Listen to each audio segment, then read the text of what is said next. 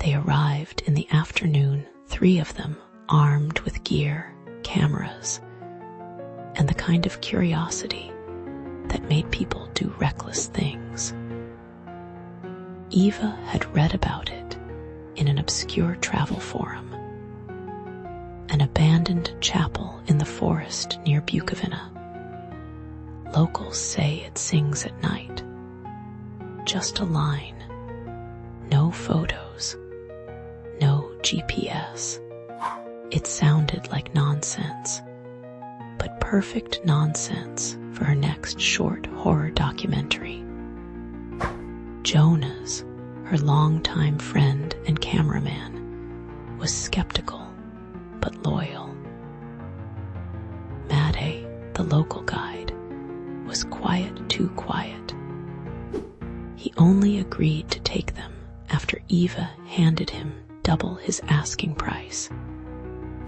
As they hiked into the forest, the trees began to close in, swallowing the sky. The deeper they went, the quieter it got. No birds, no wind, only the sound of their boots crunching dead leaves. And then they saw it. A black chapel, small and sunken into the ground as if the forest had tried to bury it. Its wooden door stood slightly ajar. Eva smiled.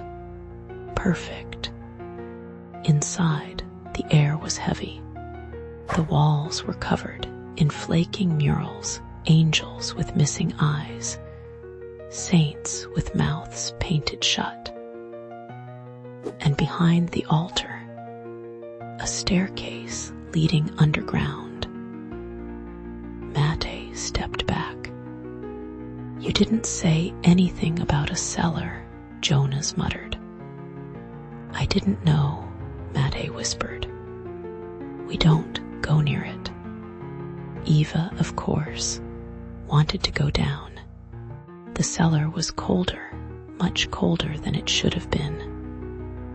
Their flashlights flickered as they descended. The air smelled like wet stone and something else. Jonas froze. "Do you hear that?" It was faint. A woman's voice humming, soft, melancholic. But they were alone, or so they thought. At the bottom, they found a narrow hall lined with rows of broken confessionals. Strange. The floor was made of soil, not stone. And in the far end of the hall, a door carved directly into rock, scratched into the wood, new entreaty. "Do not enter." Eva turned to Jonas, rolling. He nodded. She opened the door. Inside, it was pitch black until the flashlight caught something on the walls. Handprints. Hundreds of them. Small, large, some smeared, some wet. Suddenly, Eva gasped. In the corner, a figure, kneeling, dressed in robes, motionless. They backed out slowly, but the figure began to hum. The same tune, louder. And then, it looked up. It had no face. They ran. Mate dropped the light. In the flicker, they saw figures lining the hallway, now standing, heads cocked. Silent. Jonas screamed. Eva grabbed him. Mate was gone. Back in the chapel, the door slammed shut on its own. They pushed. It wouldn't budge. And then, from the pews, whispering. Dozens of voices. They turned. The chapel was full. Not of people, but shadows, sitting in the pews, facing the altar.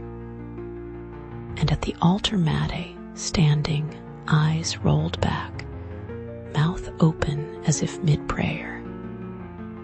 "Eva," Jonas whispered. "Look." Her camera was on, rolling, but she wasn't holding it.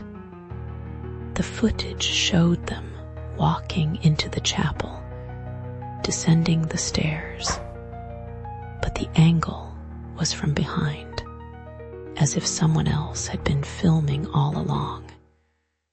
Eva ran to the altar, grabbed the tape, screamed for Mate. He didn't move.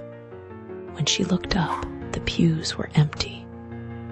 The door creaked open by itself. They left. They didn't talk. Not in the car.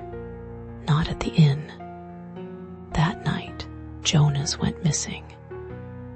Eva reviewed the footage alone. At 2:46 a.m., the screen glitched, and then her own face, staring back at her, smiling. That night, inside the chapel, who was watching you? Share your spooky stories in the comments for a chance to be featured. Subscribe for weekly terrors that haunt your soul. Hit the bell for our next heart-stopping tale.